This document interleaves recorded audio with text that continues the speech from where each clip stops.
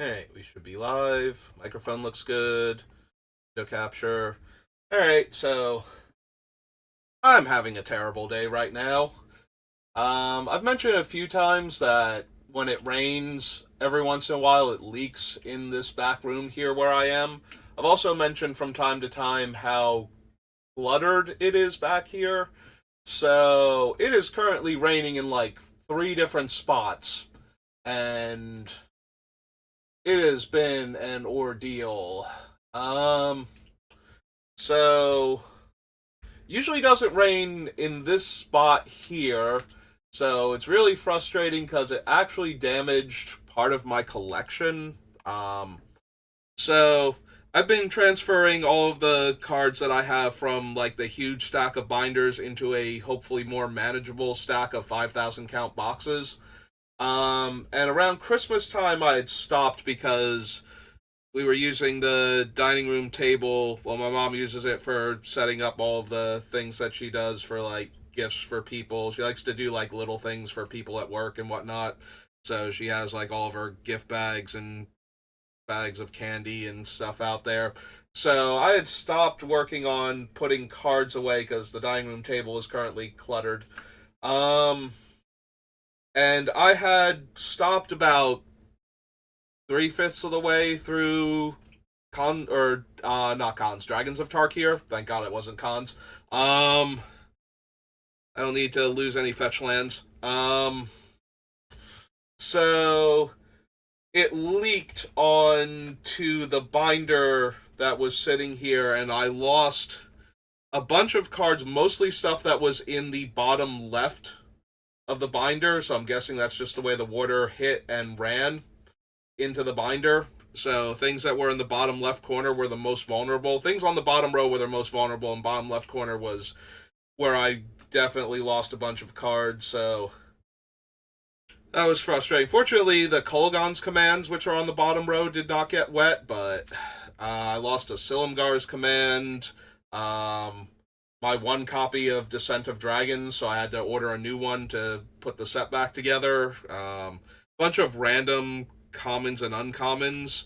If there were four of them, it usually only damaged the top one. Like that one soaked up all the water. And so either that one was gone completely and the rest of them were fine, or that one and the next one. Like the top one was completely ruined, the next one down got a little bit of it, and the ones after that. So yeah, it's currently dripping still from multiple spots. I can see it from here, and it is rage inducing. Yeah, it's kind of fortunate I just gotten a new pair of shoes.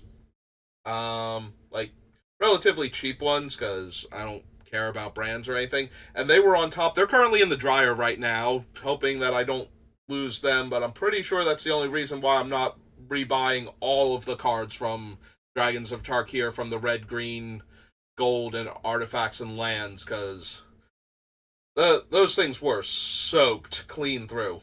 Um, so I'm pretty sure they caught all of the water that they could to save as many of my cards as possible. So I thank the shoes for their service, and I hope they pull through, but it's been an ordeal today. Like, I wasn't even gonna stream, but I want to get Indoraptor done because we have Murders of Karlov Manor ready to go, and now I can build around like one of the cool cards from that one. Like, I wasn't even sure what I wanted to do for this. Oh, sorry. When I was putting the cards away, I'm keeping track of everything, so. Rain damaged, I only needed to put down for the Descent of Dragons because that was the only one where I lost all of the copies. The rest of them, it's just how many do I have. But because I used to buy foreign boxes, back when I could do that regularly at the same price, um, a lot of my older sets, like a lot of my sets in between, like I want to say Return to Ravnica, maybe a little bit before that, and I think it goes all the way up to like New Capenna before I stopped. It was either New Capenna or Ikoria, like one of them. I know I got foreign boxes of Ikoria. I know I got Strixhaven because I was trying to get the demonic tutor from the thing, so I got like foreign boxes of Strixhaven. But for the most part, I think after that, it was so much more expensive to get foreign boxes that it wasn't worth it anymore. Um, because foreign boxes, the regular non-foil cards are worth less than the English cards, but the foils tend to sell more than in the foreign languages than they do in English. Especially, I collect Asian language foils, so Japanese, Chinese, Korean. I prefer Japanese or Korean, but I will take the Chinese because most people looking at them can't tell the difference anyway. I can because I've seen them in like all the different languages, and I know what the I wouldn't be able to read any of them, but I recognize the fonts that these symbols are in, even when they're similar. Which I have noticed with very simple concepts. The most noticeable one is mountain. If you've ever seen mountain in Japanese and mountain in simplified Chinese, they are almost the. They both have this W, like square block print W with a slightly higher center. Um, with the Japanese having a couple small characters above that. So the languages, I can still tell them apart because of things like font and when they use the smaller character. Like the Japanese use a lot more smaller characters above things to assist with pronunciation for words that came in from other languages, especially. Um, so you'll see a lot of that on all of the made-up names from Magic cards, or at least that's what it seems to be anyway. Chinese has less of that, and Korean has basically none of that. I don't think Korean has any small characters above the large characters for the words. So, but anyway, so I can tell the difference, but most casual Magic players, like not casual Magic players, like they have to be, new to the game or don't really play competitively. I mean, like most players are not going to notice the difference between languages that readily, and for a long period of time, basically when the second major anime boom happened, foreign language, especially Japanese, were like super popular. Also, ones that are in languages that don't use the Western alphabet tend to be like more sought after by collectors. So the three Asian languages and Russian are like the biggest ones because they're the only ones besides like a handful of promos that they've done over the years that use printed languages that don't use the Western alphabet. So anyway, enough about my foreign language collection. So yeah, I lost a bunch of random stuff, and it sucks. And I'm very, very sad right now about that. But at least I didn't lose too much. Like I said, I think the worst things I lost were the Descent of Dragons because I had to buy a new one. Like one or two copies of Silumgar's Command, and like two of my Boltwing Marauders. One of the red green dragon that you could pay 3 mana to have it deal damage to all ground creatures, like red and 2 to damage all ground creatures and green and 2 to damage all other flyers, something like that. It is very reminiscent of the like if Bifafreet and the Mongers, except only you could activate it. So it had that whole I'm a little bit hurricane, I'm a little bit earthquake thing going on. Alright. So yeah, I was going to not stream today at all, but I want to get this done so that way we can start looking at commanders from Karlov Manor, because that's the new set that's out. Also, my throat is sore because I might have shrieked profanity at the audacity of the rain to come into my house.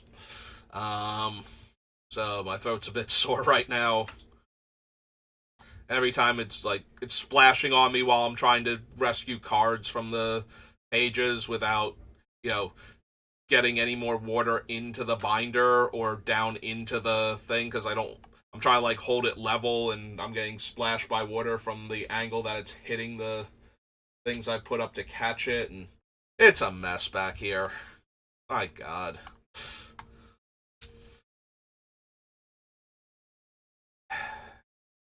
I have no idea what else we can cut from this deck. We've cut a whole bunch of things so far. That's been helpful. But I'm wondering if...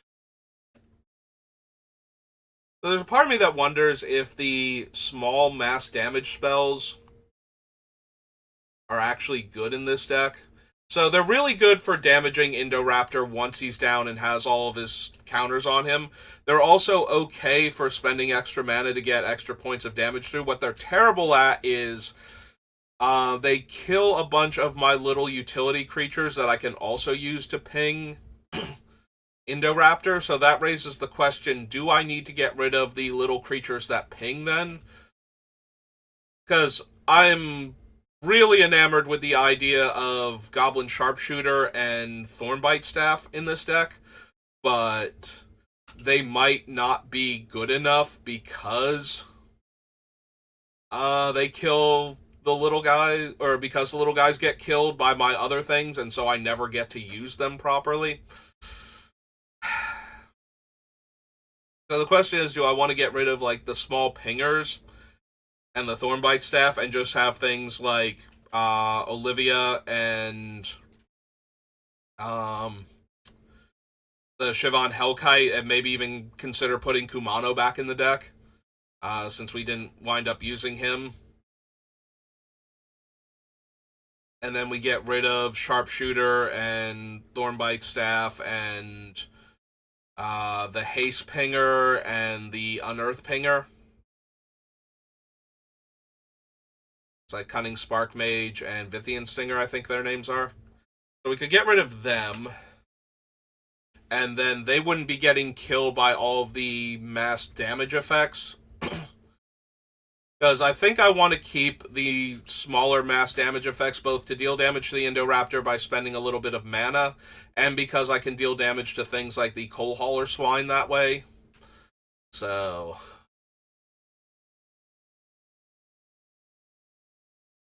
maybe we do that.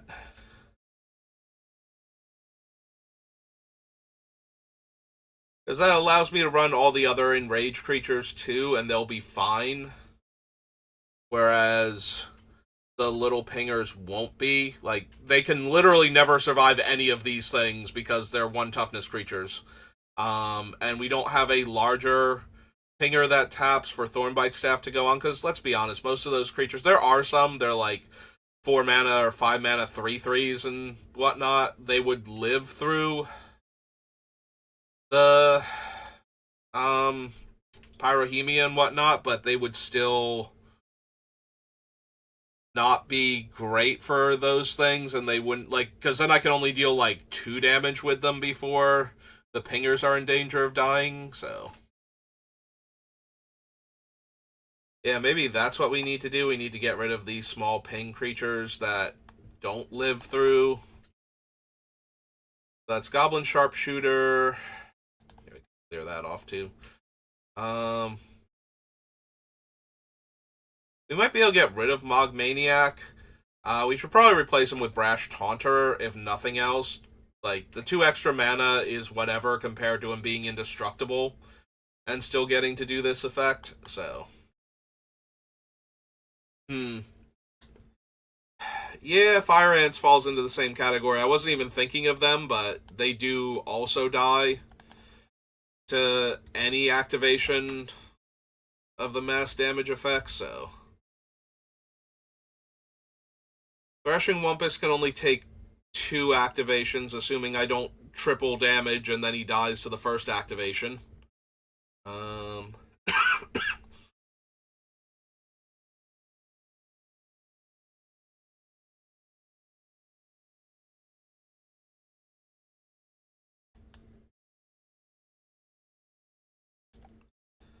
If we take out all these, and that really makes me sad, like, especially Goblin Sharpshooter, because the idea of pinging Indoraptor with Sharpshooter, having the opponent have to sacrifice a creature to not die, untaps the Sharpshooter to ping the Indoraptor again, is just so, so ridiculous.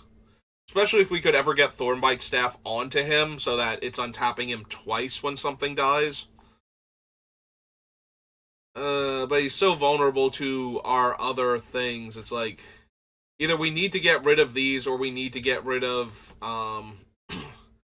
the Pyrohemia and the Pestilence and the Thrashing Wumpus, and I don't think those are the things I want to get rid of.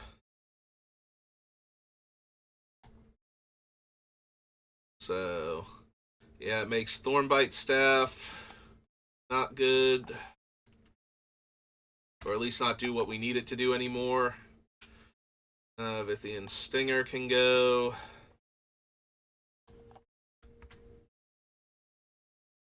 Oracle Moldai is fine. Basilisk Collar. Basilisk Collar might go now because I don't have... If I lose all of the pingers, then giving Lifelink and Death Touch to the Indoraptor is a lot less valuable in this deck. Like, when I could put the Basilisk Collar on the Fire Ants or the Sharpshooter, especially on the Sharpshooter or the thing with Thornbite Staff, I guess we can still leave it in because it goes on Olivia, Hellkite Tyrant, and... or Siobhan Hellkite, rather, and if we put Kumano back in, that would work. Oops. But...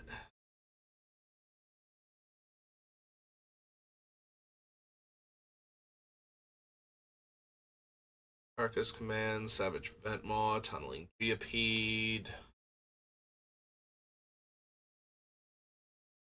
Carve Extinction, Suncrown Hunters, Polyraptor.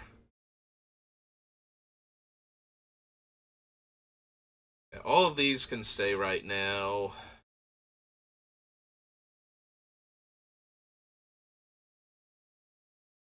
Gorolf. Mortality Spear.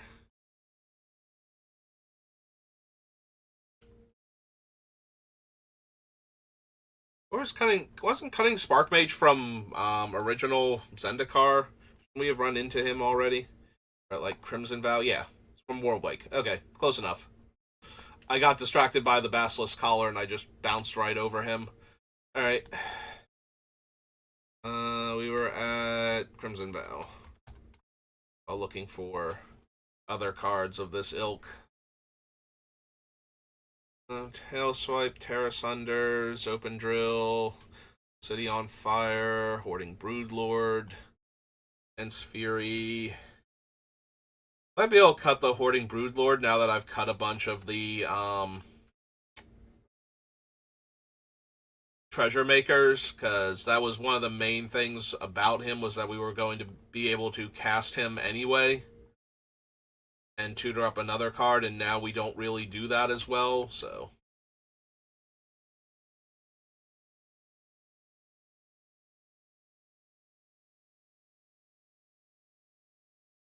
Okay. Sorry, the sound of it dripping was weird, and I need to make sure it hasn't shifted or anything. That's not leaking. So rage-inducing. Racist Judgment, Apex Altasaur. Rondis is okay because I'm keeping all of the enraged creatures anyway, so that's fine. Might be able to lose Blast Furnace Hellkite because we've lost Magda and we've lost a lot of the treasure makers, so being able to flash this in, like, we don't have the treasure anymore to sacrifice for his artifact offering ability, so we can cast him with flash, and yeah, kind of losing some of his potency there because of that. Can probably get rid of Magar too.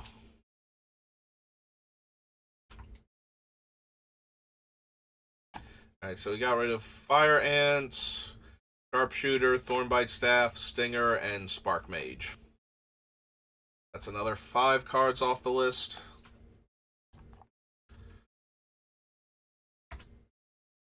$36. We're slowly getting there. Yeah, ideally I would like to have this done by the pre-release, but I don't think I can finish it quite that quickly, given how long it's taking me to go through everything. Bohemia, Wound Reflection. Wound Reflection is kind of whatever, but it does help, both with the things that would just finish off our opponents anyway, but also if Indoraptor is effectively dealing double damage at any point in time, then they probably need to lose creatures to him, so the faster we can burn through every creature our opponents have to not die to Indoraptor and actually kill one of them, the better off we're doing. Yeah, some players are going to have a ton of non-token creatures that they can use to ward off Indoraptor, and some of them aren't, and because he's dealing damage to them at random. I keep coming back to the Tunneling Geopede, and it's very low impact, but at the same time it's almost no cost once it's down to get in a few extra damage each turn. So it's still very tempting to keep it in there. You might be able to just get rid of Blackblade Reforged. Indoraptor's already relatively huge when we're doing well. I don't... Like, it's nice to give it a huge power boost from one card, but I think it's unnecessary. Ilsharg is still fine. Conrad's a bit tempting to get rid of. He does do so much work, though, if the opponents have to block to not take a ton of damage. He still gets in for a decent amount, and he hits everybody when creatures die or get milled or go to the graveyard from any... Basically, creatures going to the graveyard, creatures leaving the graveyard, and yeah, that's basically all the things that trigger him for a damage to each of our opponents, so maybe he still stays in.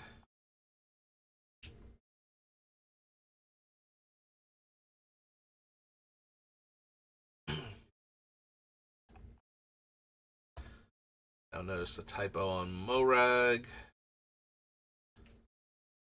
Morag. Card class. Ill-Tempered Loner. Fable. Orfeo. Orfeo might be able to go. Like, Zopandrill and Unnatural Growth double up all of my creatures, so they're a lot more potent on the turns where I don't have Indoraptor, but they also work with the Indoraptor. So we can technically cut Orfeo. I think we'd be fine. Also, I need cuts. Yeah, we can cut the Hoarding Broodlord. I still really want to do the thing with Vorinclex where we make the Indoraptor indestructible and just have it repeatedly fight everything. So I think I'm keeping that in here, even though it's probably really bad, all things considered. Like, Vorinclex has to come into play, live long enough for me to untap with him in play, activate his ability to transform him, live 3 more turns as an enchantment, and then I get to do the cool thing if Indoraptor's in play and indestructible. Like, that is asking for everything to happen perfectly. But I'm very amused by what it would look like if it happened perfectly, so I'm trying to keep Vorinclex in here.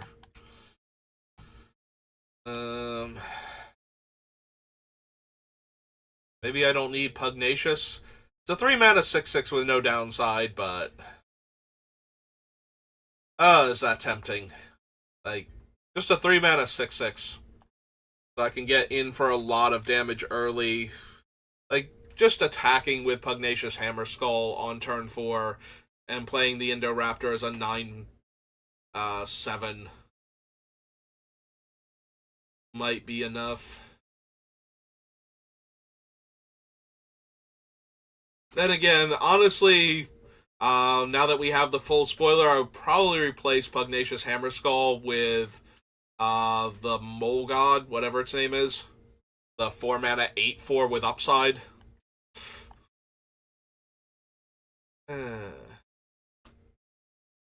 Maybe we don't need Primal Hunter and his big burst of card draw.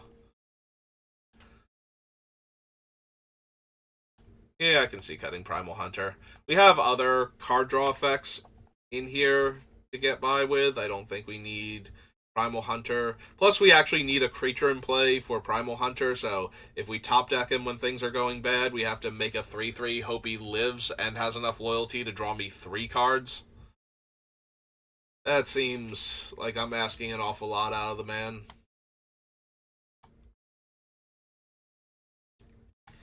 It's Altasaur, Deflecting Swat, Rondis, Fiendlash.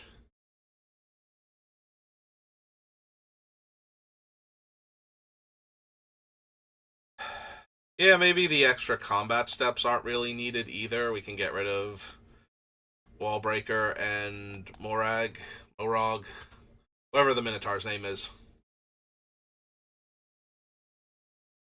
Also, maybe we get rid of Blood for the Blood God. It's funny, but it's not necessarily good.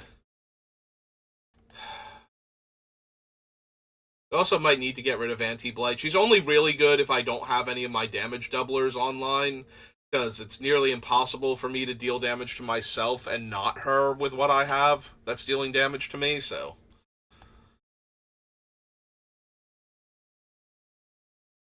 Also, we've cut a bunch of, like, the random sizzle approach of the dragon effects, so I think Magar's no longer good enough. Like, a lot of the things he can bring back are going to kill him and all of the tokens, or all of the face down instants and sorceries.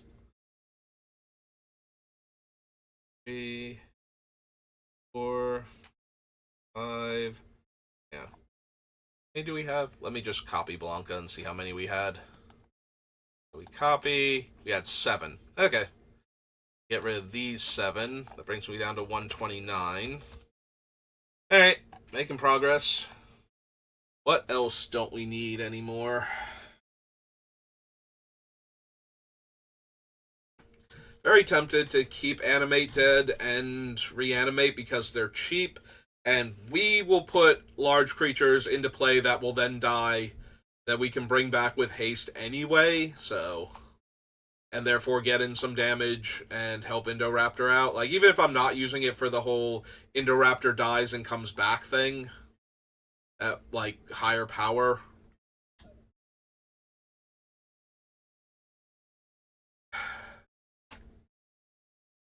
Alright, I like Viashino Heretic dealing damage when I kill things, when I destroy artifacts, but how many artifact destruction cards do we have?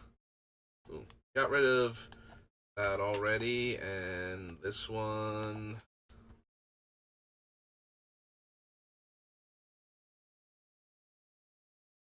Got rid of the Fanatic.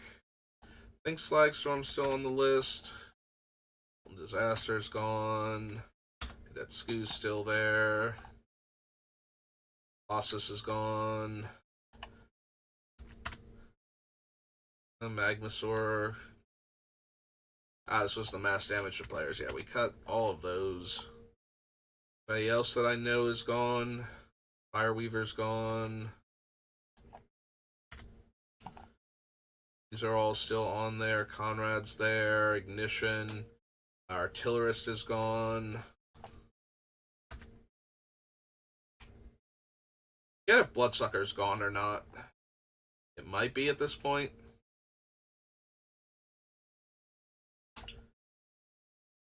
We have all of these still, I believe. We got rid of Axonal because we got rid of a lot of the other smaller damage things. And once Axonal kills himself immediately to activating any of the things, including if I increase his power. Like, if I give him +1/+1, that does not save him, because now activating Pyrohemia deals 5 damage to him. So I need to increase his toughness without increasing his power in order for him to survive the first one. Sulfim is kind of in the same boat, even though he doesn't increase the damage to himself. All of my other damage increases will result in him dying, so.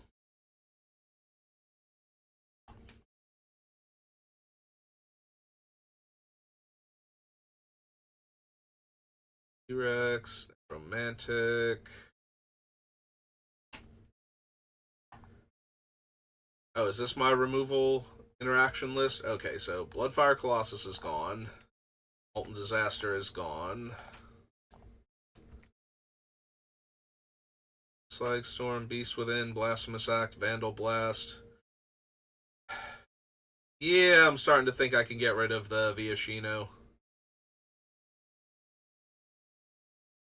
The Crackle's gone.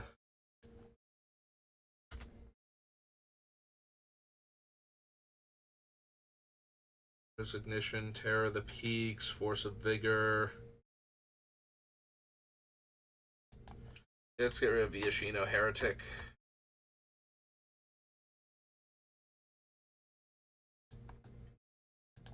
That from the list.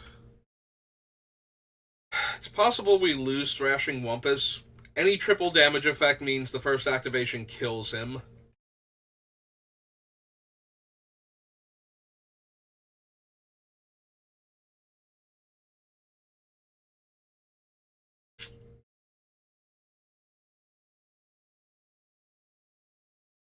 Yeah, I think he's just too vulnerable to his own thing. Like, the double damage means we can safely activate him once per turn without killing him. The triple damage means we can't even do that.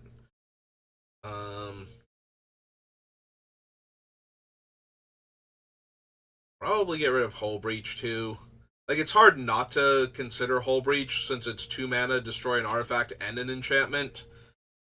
And the other things that are similarly priced can destroy 2 artifacts or 2 enchantments, or do more to them than just destroy them, but it's still very tempting to run it just for the mana efficiency of it.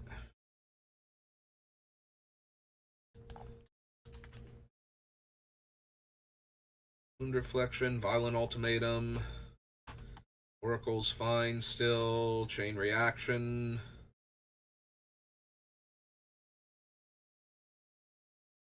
Dark Steel Plate, Into the Core, Slag Storm.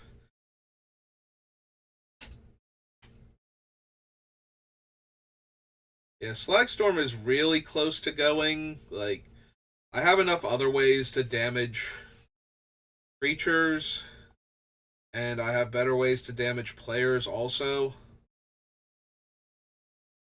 Like, as we've cut all of the other things that are similar to that, like, I'd rather have the Flame Rift or whatever for damaging players, and I'd rather have Blasphemous Act and Chain Reaction and Star of Extinction for damaging creatures, for dealing enough damage with the idea that I'm killing the creatures.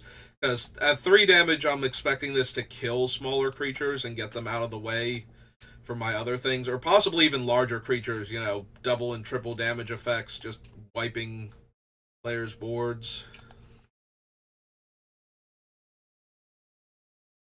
Yeah.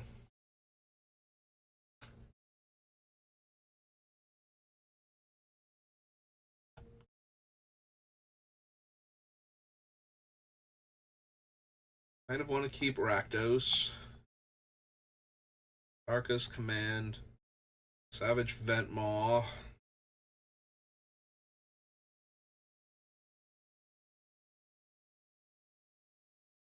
Do I actually need Torch of Defiance anymore?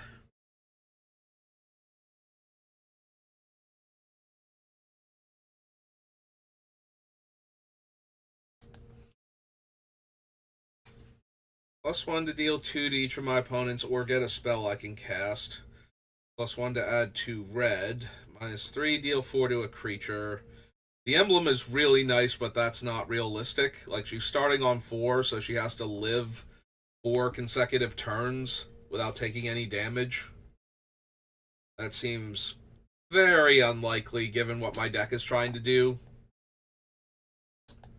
Like, nobody wants me getting an emblem that says whenever I cast a spell, I deal 15 damage to any target. And with City on Fire and Emancipation, that's not impossible, or even, like, super unrealistic either. Yeah, we have Demonic and Vampiric. We could find the enchantments, but I think that makes Chandra a little more vulnerable, knowing that her ultimate is a real thing. Also, a lot of the ways that we have to stop opponents from attacking her involve board wipes with damage dealing effects, so I think one or two of them can deal damage to planeswalkers. I'm not sure. Is star to each creature? It's not. Doesn't include planeswalkers. Okay, so maybe we wouldn't be at risk of killing our own Chandra, but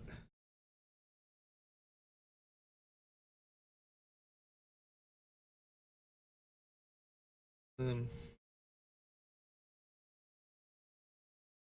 yeah, we cut the other one. I think we can cut Morog.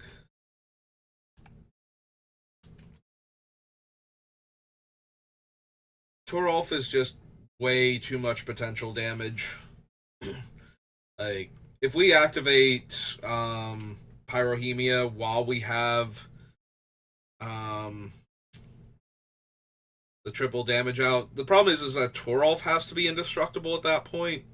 I really want my creatures to be indestructible so I can deal all of this damage to them and they can live and we can get all these triggers. I might have to consider like one or two more other ways to make them indestructible once we get the list a little more under control. But yeah, if Torolf can live, then when we deal the excess damage, or he has to, like, we have to do one of those things where, yes, he's dying, but so is everything else. Like, Torolf with Blasphemous Act or Star of Extinction with the damage multipliers is insane, because first they take way too much damage on their creatures, then Torolf gets to assign the excess damage to the players, and then that excess damage gets doubled or tripled or whatever again. As long as the thing that's done, like, that's one of the reasons why I'm cutting Sulfim, is because he dies in setting this up, but the whole City on Fire and um, Emancipation would still be enough damage to probably kill all of our opponents, honestly. Because if all of their creatures are taking, like, 36 damage, then it doesn't matter that Torolf will also take 36 damage, because everything will be dealt excess damage at the same time, and Torolf will still see that when he dies. So I will then get to deal the excess damage to any target. And if all of their creatures just took 36, like, it doesn't matter if they were indestructible or anything, they still took enough damage to be considered lethal. So all that excess damage can then be dealt to another target, which will then get tripled again anyway, and yeah.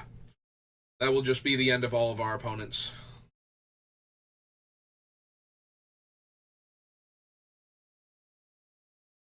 So, kind of want to keep Torolf for that reason.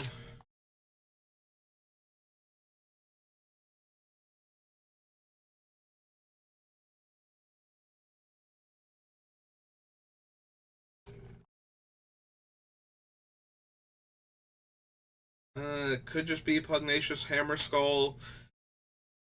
Roaming Throne. So the Roaming Throne will live through a ping that's been tripled the first time, and that double triggers our Indoraptor. So that's not terrible. Also, Skullspore Throne, when I kill all of my stuff and all of our opponent's stuff, and we just get a 30/30 token, will be nice. Especially if we still have Warstorm Surge in play. Yeah, a lot of these things still work when I kill all of my creatures, as long as the other things have shown up, so... And then there are ones like the Terror of the Peaks where it's like, yeah, it's going to be bad when they die. But I'm assuming that once I've started doing all of this, that my opponents are not living anymore, so... I wonder if we just cut Ragavan. Like, he's good. He accelerates my mana a little bit. But that's about it. He has to show up early or after a board wipe in order to be able to get through for a few turns. So maybe he's just too small and harmless. Okay, Ragavan has never been harmless. Like, token Ragavans are not harmless, let alone the actual Ragavan with abilities and such, but you know what I mean.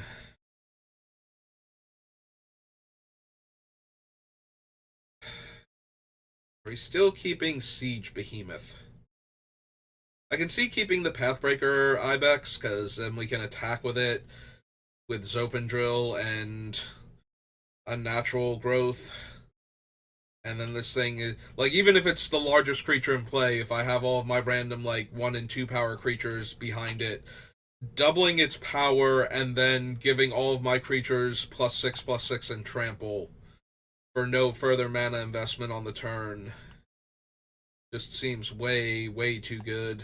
But yeah, we can probably cut the Blast Furnace Dragon. So I was thinking about doing that anyway. Wrathful Raptors definitely stay. Blood for the Blood God might go. Creeping Bloodsucker is still on the list. Neith, because our stuff is getting blocked and we have like 4 fight cards, plus Apex Altasaur and Vorinclex flip, so I'm going to hold on to him.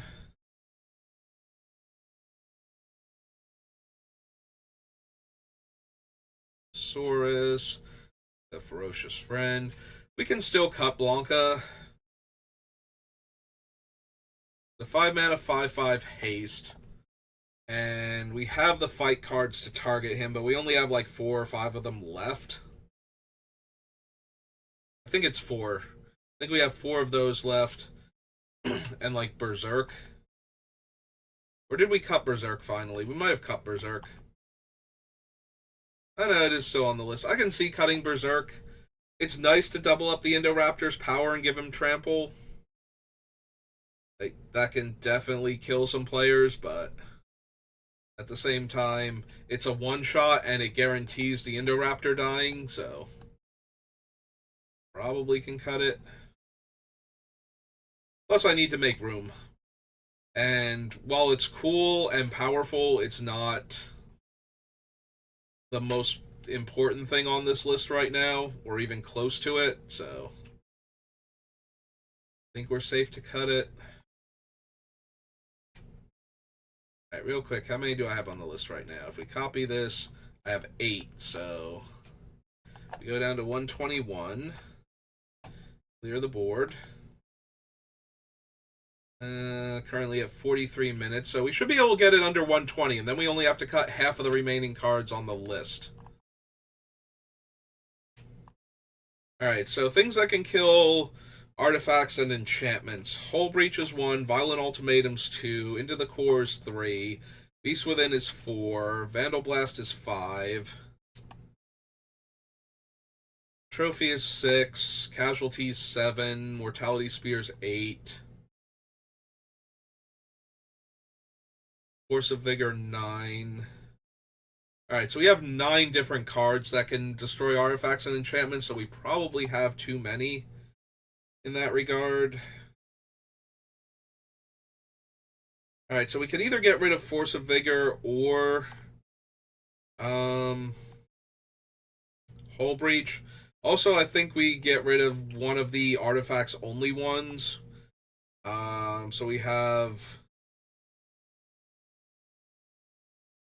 what was it? We have Into the Core and Vandal Blast, and I think we might have one more also. Maybe not.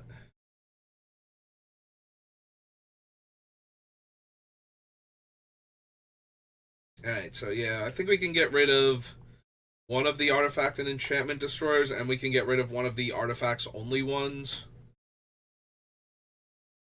I am a huge fan of Into the Core being able to exile things that are really problematic.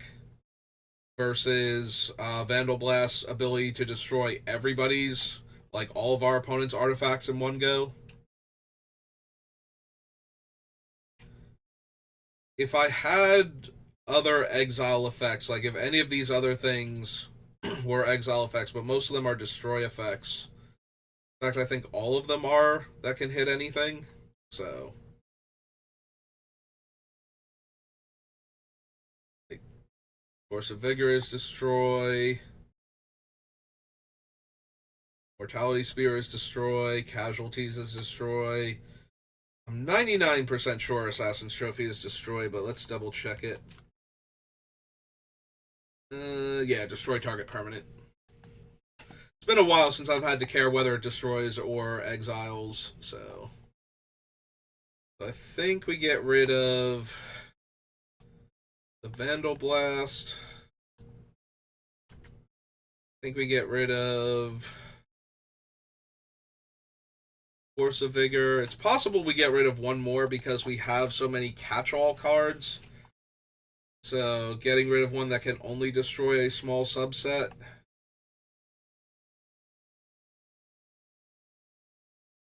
So at that point, Hull Breach into the core.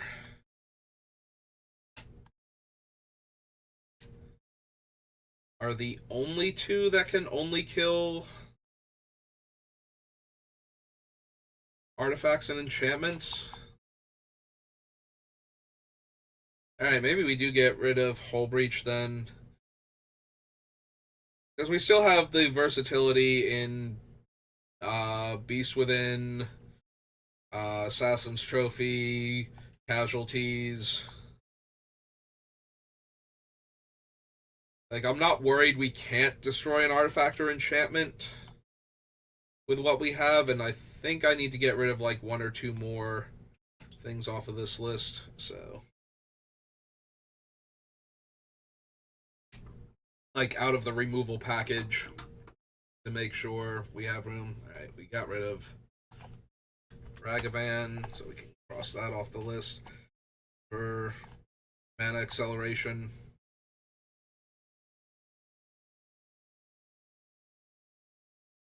We get rid of Hull Breach. We definitely can.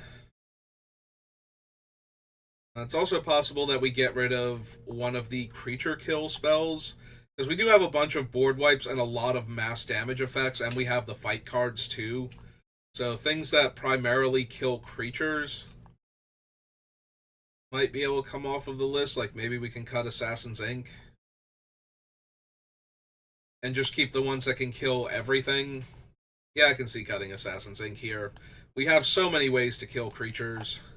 Also, Fall of Karandros isn't really a creature kill spell anymore, because we are not getting to 8 mana to deal 7 damage to a creature. This is more for the I cast Blasphemous Act, and now I have a 10 trillion orc army in play. More so than it is a removal spell.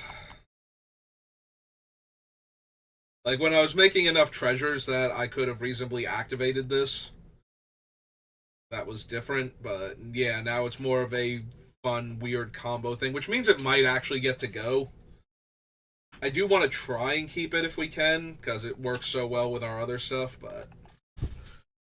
Alright, so Assassin's Trophy... Or not Assassin's Trophy, Assassin's Ink. What's the third assassin on the list? Ah, Trophy in the other section, right. Okay. Alright, Force of Vigor and Vandal Blast.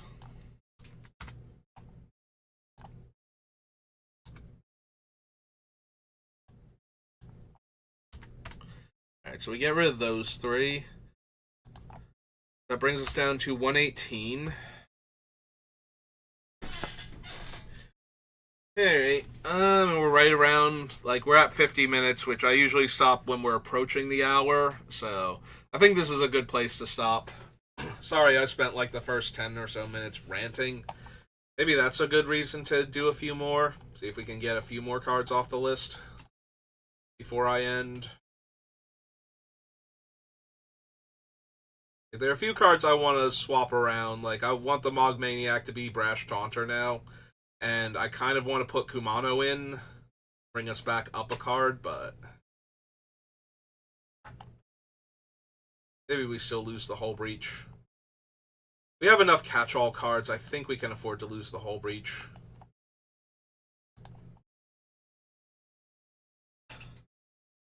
Alright, let's go ahead and do that.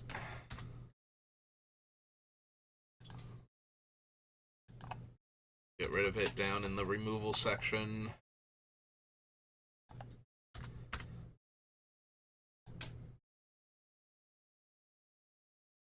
Did I cut Slagstorm off the list? Is this the only copy of it here, or is it still on the list where it belongs? Oh no, this is it. Yeah, we cut Slagstorm off the list already, so we can get rid of that.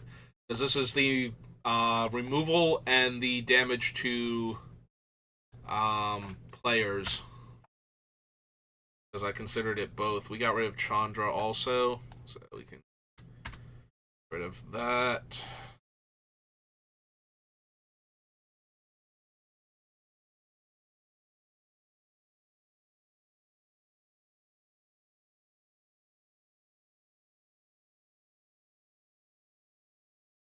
I also want to try and get Rhythm of the Wild in here. If we can't get Rhythm of the Wild on here, I'm going to replace Uncivil Unrest with it, but I would like to have it in here so that way when they show up together, I can give my creature haste and put a counter on it and have it deal double damage when it connects that turn. Like, all at the same time. Does it increase the damage or does it double the power? Deals double damage. Alright. Not as good with Indoraptor, since that's always guaranteed to have counters on it, but still worth considering. We cut Rowan because she's too vulnerable to my things killing her. Unfortunately. This is another section where we had Chandra. We cut Zerta Druid. Oh, this is the ramp because Chandra adds 2 mana if I want her to. Each turn. So I was thinking of her as partial ramp also. I didn't want her to deal damage if the mana was more relevant. And sometimes it is, so it's worth considering her for that. What's my actual legend count for the Bard class down to now? Because I've cut a bunch of the legendary creatures, so to know which ones we have still on the list. Violence, Lightning Greaves, Solemn, Grave Robber. Hidetsugu is 1.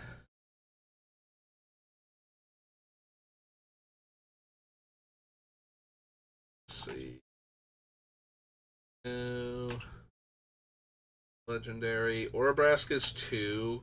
Olivia's 3. Rakdos is 4. Xenagos is 5.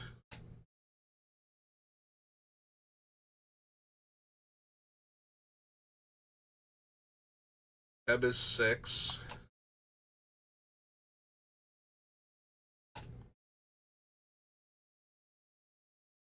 Ilzharg is 7. Ilzharg.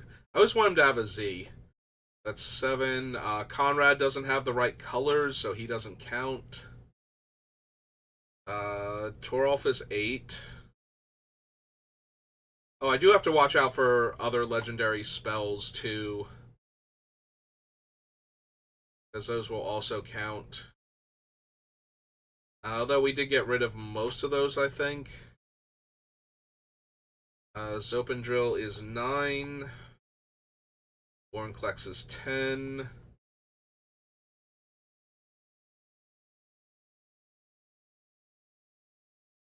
Worldport Nexus is 11.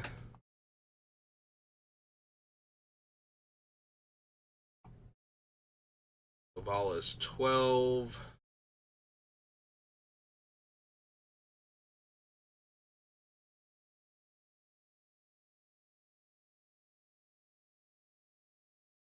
Rondres is 13. Anna is 14. Naeth is 15. Indoraptor 16. And Blanca is 17. So we're down to only a third of the deck, a little bit less. So we can probably get rid of Bard class then.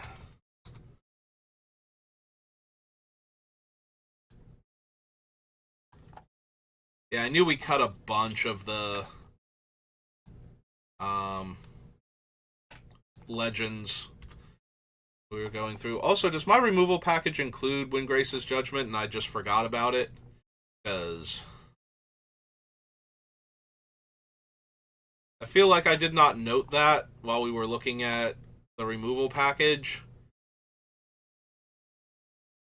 Yeah, Windgrace's Judgment isn't even down here, so yeah, I feel even better about getting rid of some of the more restrictive ones, because we had another removal spell that I somehow missed. Alright, so we take Bard class off the list, and that brings me much closer to the hour mark, and there, we got to actually figure out if Bard class was cuttable or not. So that'll do it for me for today. Thank you for watching. I'll try to be back on the rest of the week to finish off Indoraptor, and I'm probably going to do all of like one more cube draft on like Thursday, because Friday afternoon one of the places hosts a like midday pre-release event, so we'll probably do that, go from there to the other place that I play at, do their late night pre-release, not late night, but like 6 o'clock at night. We'll go there, do their pre-release, and then Saturday we'll be doing 2 more events in the morning and the afternoon at that second location. So yeah, I'll be playing Magic all weekend, and then a couple days after that, I think like that Tuesday, Murders at Karloff banner finally drops on Arena. So we'll just be drafting that until I run out of gems or get absolutely great at Magic and just crush everything, and then I guess we won't stop then until I need sleep. That'll be nice. That's a nice fantasy to have, that I could just run the tables on Arena consistently. But yeah, I don't play Magic quite well enough to do that consistently. And that means that we'll probably be doing some more Spider-Man 2. The Marvel Spider-Man 2, the one that just came out end of last year. I've been doing a playthrough of that. We're up to like part 4 or 5, I think, now. Enjoying it so far, but I enjoyed the other one, and I enjoyed the Miles Morales game. So this is just more of that. So far the story's been good. We haven't gotten super deep into it, but that's okay.